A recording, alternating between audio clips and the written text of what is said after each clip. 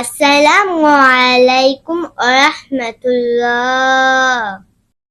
আমি রাইয়া। বন্ধুরা, বাজিদ বোস্তামির নাম কি তোমরা শুনেছো?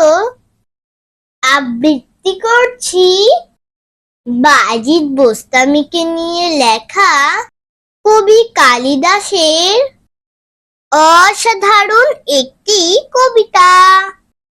কবিতাটির নাম মাতৃভক্তি।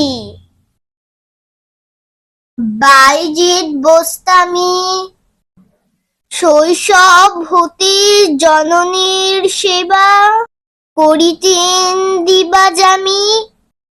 দুপুর রাত্রে জননী জাগিয়া ডাকিলেন, বাসাধন বড়ই পিয়াস, পানি দাও বলি মুদিলেন দুনয়ন। দেখিল বালক ঘরের কোণের কলসিতে নেই পানি। বহুদূর পথ ঝর্ণা হইতে কলসি ভরিয়া আনি। মায়ের তৃষ্ণা মিটাইবে বলি গভীর অন্ধকারে ছুটিয়া বাহির হইল। একাকী কলসি লইয়া ঘাড়ে জল ঢালি পিয়ালায় তুত্তা মাতার নয়ন শিওরে। দাঁড়ায় রহিল ঠাই, ভাঙলেই নিদ্রা হবে অপরাধ। কখন ভাঙিবে নিদ সেই ভরসায় পানি হাতে খাড়া রহিল যে বাইজিদ। পূর্ব গগন ফর্সা হইল, ডাকিয়া উঠিল পাখি। জননী মেলিল আখি, দেখিল শিওরে দাঁড়ায় রয়েছে 10 বছরের ছেলে।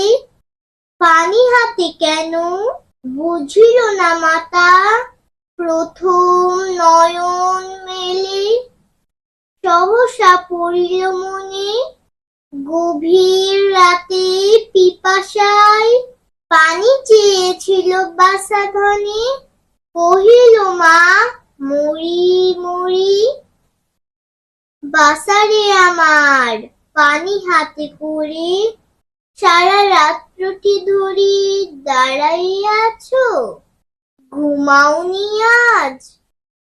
চোখে এলো জল ভরি, কোলে নিয়ে মা চুমিল বারবার মুখখানি।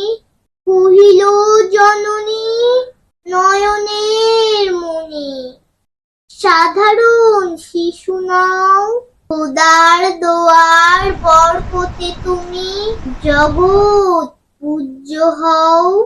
পুত্র গর্বে গর্বিত বুকে খোদা সরি তব নাম।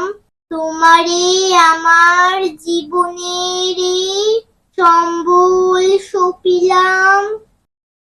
বিফল হয়নি মায়ের আশিস, হৃদয়ের প্রার্থনা।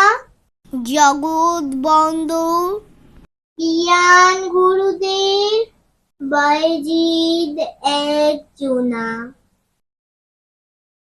কি বন্ধুরা, তোমরাও কি আমার মতন কিছুক্ষণের জন্য বাজিদ বোস্তামি হয়ে গিয়েছিলে?